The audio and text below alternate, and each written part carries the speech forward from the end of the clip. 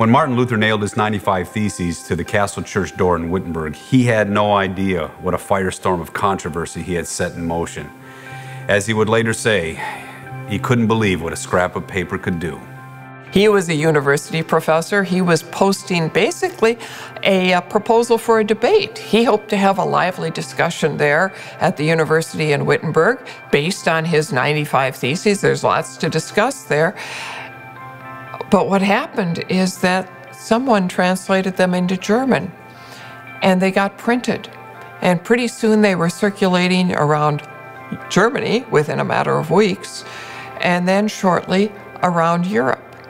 And suddenly, this was something really big. It wasn't just a university proposal for a debate. Luther didn't set out to try to change the church or try to reform the church. He didn't have such grand ambitions. His hope was to simply save his people from some of the nonsense going on of these indulgences and these indulgence hawkers like Tetzel. I think it's important to remember that for several years after the posting of the 95 Theses, Luther publicly was very respectful toward the Pope. He hoped that the Pope would see the validity of his critique. But as you can imagine, in these years, there was also a sort of rising thought within Martin Luther, what is this papacy? What is really going on there? So when Luther starts challenging Tetzel, Tetzel does not take it lying down. He comes back, and Tetzel's a pretty shrewd guy and pretty sharp himself. And his ace is to accuse Luther of heresy because Luther is starting to challenge the authority of the Pope. And Tetzel picks up on this. This is, he sees as the weak point for Luther because he can now accuse Luther of being a Hussite. John Huss, about 100 years prior, had challenged the authority of the Pope and had been burned at the stake at the Council of Constance in 1415 for his troubles. So John Huss is not a happy figure in the Roman Catholic Church. So when Tetzel, in a sense, plays the John Huss card, he's really up in the ante, and he's going right at Luther with this charge because this is serious business now. The Augustinian order to which Luther belonged was generally supportive of him. But when the 95 Theses reached the Pope in Rome, he said, Luther's a drunken German. He'll think differently when he's sober. So Pope Leo appointed a new general of the Augustinian order in hopes to, as he said, smother the fire before it becomes a conflagration. Luther's opponents were hopeful that a little bit of noise on their part would just shut him up.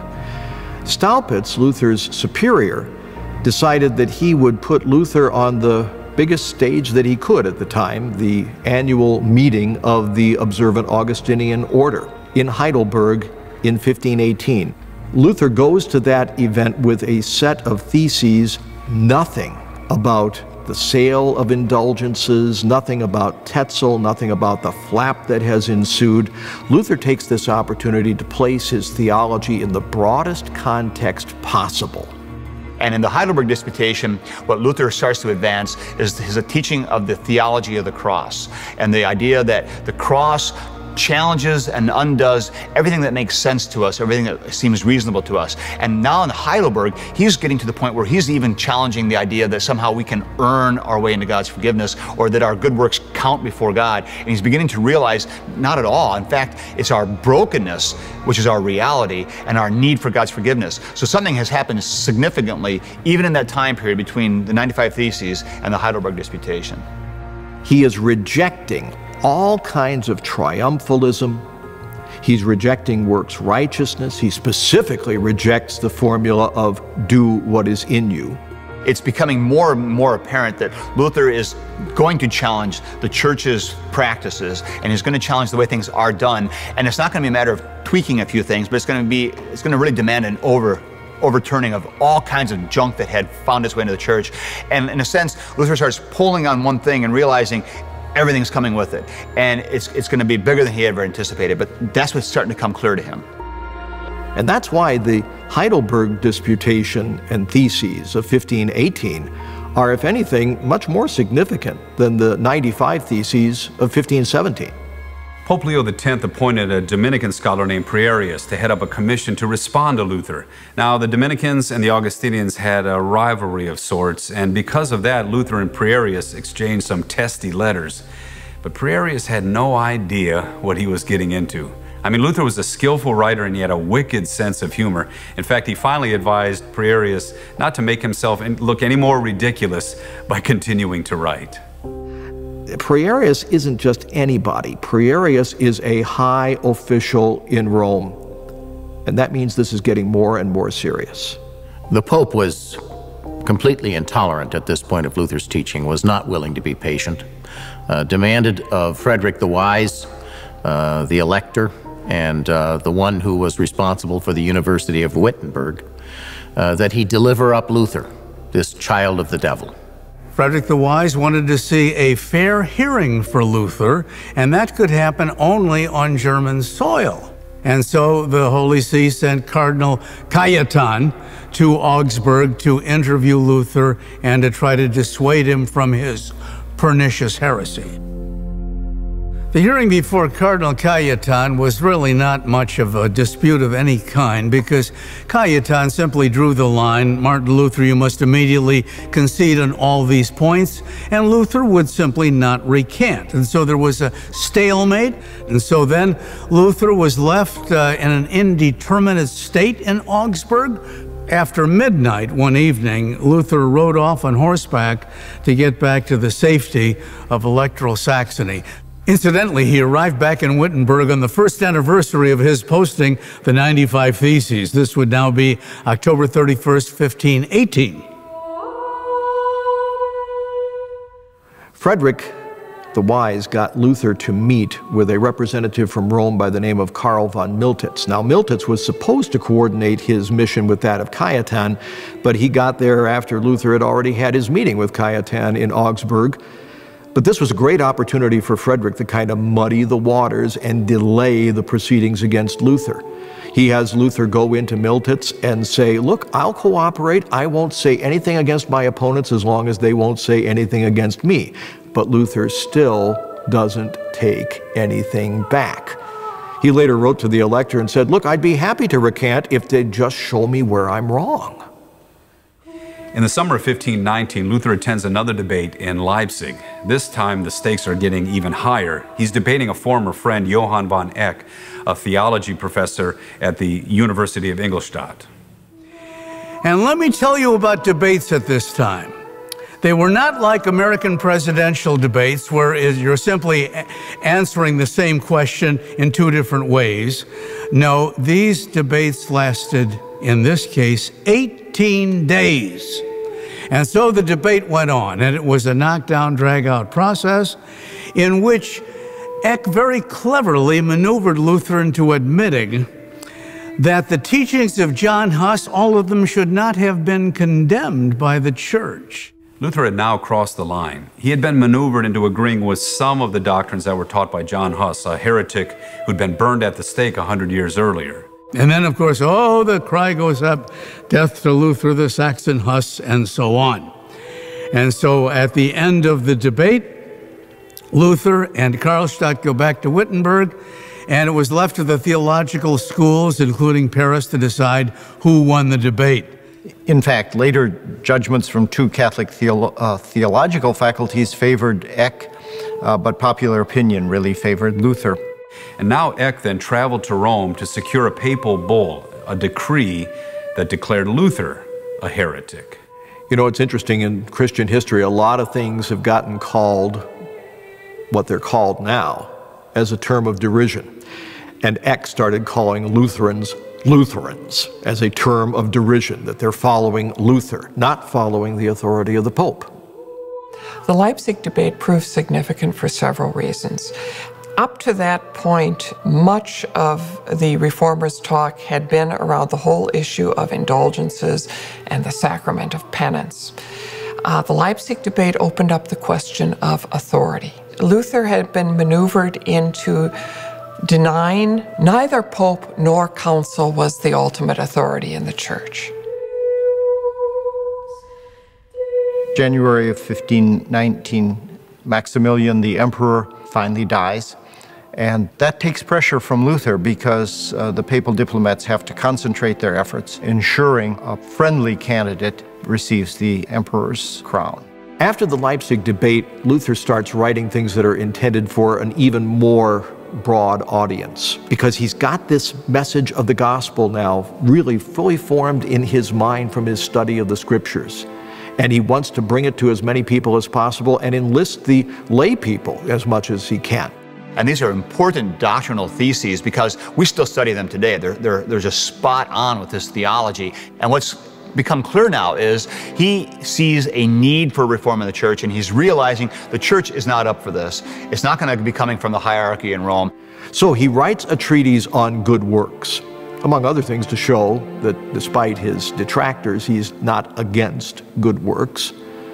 He writes a treatise to the Christian nobility of the German nation. He actually calls on the Christian nobility and asks the princes to intervene for the sake of the church. He says, all right, if the Pope won't do it, you princes, you do it. And this was shocking to the world at that time. He writes on the Babylonian captivity of the church, which is a thoroughgoing treatment of the church's sacramental system. And finally, a more positive statement of what he wanted his theology to say if all these people would just keep out of his way, and that was his treatise on the freedom of a Christian. These all come out in the year 1520. While Luther is writing these, Eck and others in Rome were writing the document that the Pope would send to Germany. It was called a bull because attached to the document was the papal seal. In Latin, the word for seal is bulla, and therefore it was called a bull. Eck returns to Germany with papal bull in hand. Exsurge Domini gave Luther a 60-day notice that he would be excommunicated if he did not return to the Roman obedience. The Pope issued the bull on June 15, 1520, but Luther didn't receive it until October. Then 60 days later, on December 10, 1520, Luther gathered with a large crowd of students and they publicly burned the bull along with the canon law of the Catholic Church. You see, Luther believed that he too was going to be burned at the stake, just like John Huss. Charles V, who was only 20 years old when he became the emperor of the Holy Roman Empire, he had a lot of issues to deal with. The most pressing was the possible invasion of the Turks from the east. And so he needed the Germans and their armies. And while he had a lot of political issues with them, he also had to deal with this monk named Luther. So he wanted to gather together the electors and the princes of the Holy Roman Empire of the German nations. And he decided to do it with a diet or an assembly. And he wanted to gather this assembly in 1521 at the city of Worms. Before the diet, because Luther burned the bull, the Pope had him excommunicated. Now, Charles V received that document on January 18th, and he received it with the instructions that he was to announce it to the Diet and he was to issue a ban against Luther, which was in essence his death sentence. The Diet started in late January 1521, and in early February, Charles V presented the ban to the Diet against Luther. But 4 days later, he was told that to condemn Luther without a hearing could lead to a riot, even a revolution. So he withdrew the ban, and he summoned Luther to appear before the Diet himself. When Luther is summoned to the Diet of Worms, his prince, Elector Frederick, is immediately concerned about Luther's safety. And it was questionable whether Luther was going to make it to and from Worms in one piece. So Elector Frederick goes to the new Holy Roman Emperor, Charles V, and after all, as one of the electors of the empire, he had been one of the people who put Charles into that position. So he's in the position to ask, as it were, for a favor. And he secures a safe conduct for Luther to and from the Diet of Worms. When Luther arrived in Worms on April 16th, he found massive crowds hailing him. He was extremely popular at that time because by now he's famous throughout Germany. He has stopped the flow of good German Gulden going over the Alps to feed Rome. And so he was a hero among many Roman Catholics as well. And so he was greeted as a conquering hero, the German Hercules who had arrived. And it's probably one of the most dramatic scenes that we find in all of the history of the second millennium AD. I know of no scene that's more dramatic than this one. We have not only the secular powers represented by His Imperial Majesty Charles V and all the princes, both Catholic and Lutheran in Germany, but also all the church people and their representatives as well. It was a banner occasion. Nevertheless, Luther's case was shoved off to 4 p.m. the next day because that was unimportant, they felt, compared to the great business of the Holy Roman Empire. Little did they know. At 4 o'clock, Luther was brought in before this august assembly, and indeed the interlocutor at the time was named John Eck, of all things. It's a different John Eck, as a matter of fact, who acted as the prosecutor. And he pointed to a table full of books and writings, and he says, "Dr. Luther, are these yours?" And Luther quickly looked through them and said, "I think so." But then the interlocutor said, "Will you now, before God in this august assembly, deny everything you've written?" And Luther says, "I want to give a good answer. Could I have some more time to think about it?" More time to think about it? You've had all this time. But all right, you can have 24 more hours. So the next day he shows up again. And indeed, the same dialogue takes place. Are these his books? Yes, they are. Is he going to recant these writings, take them back? He says, well, that's a difficult question to answer. They come in several categories. There are some that teach basic Christian truth. And even my opponents, in many cases, have lauded those. In some cases, I have attacked error. And if I were to take those back, I would be complicit in misleading people and tyranny. I'm not going to do that. And there are some where I have attacked individuals, and maybe I've gone too far in attacking certain individuals, and for that I'm sorry. But he's still not taking anything back. And finally, his inquisitor says, you still haven't answered the question. Are you going to take this stuff back? Luther answered, "Since then your majesty and your lordships desire a simple reply, I will give you one without horns and without teeth." Well, we've lost that idiom. It means I'm going to give you a straight answer. Luther said, unless I am convinced by the testimony of the Scriptures or by clear reason, for I do not trust either in the Pope or in councils alone, since it is well known that they have often erred and contradicted themselves. I am bound by the Scriptures I have quoted, and my conscience is captive to the Word of God. I cannot and will not recant anything, since it is neither safe nor right to go against conscience. Here I stand. I can do no other. May God help me. Amen. Silence blankets the hall. Of course, now it's beyond happy hour at 5 p.m., and so they adjourn the meeting. And then Luther tells us later, while Master Philip Melanchthon and I were sucking good German beer, God dealt the papacy a mighty blow. Luther left Worms on April 26, 1521. On May 4th, he and a few of his companions were riding alone on a lonely road when 4 or 5 armed horsemen came up upon the wagon, demanding to see Luther. The driver panicked and he pointed out Luther, and they snatched him. They grab Luther, who is able to snatch his Greek New Testament and his Hebrew Old Testament as he's getting out of the wagon, and they lead him stumbling up the road. And they took him away. Luther was kidnapped, but by whom? The papal bull from Leo X excommunicated Luther from the church, but the Edict of Worms from Charles V made Luther an outlaw as well as a heretic. The edict meant that Luther could be killed by anyone, anytime, anywhere without any fear of retribution.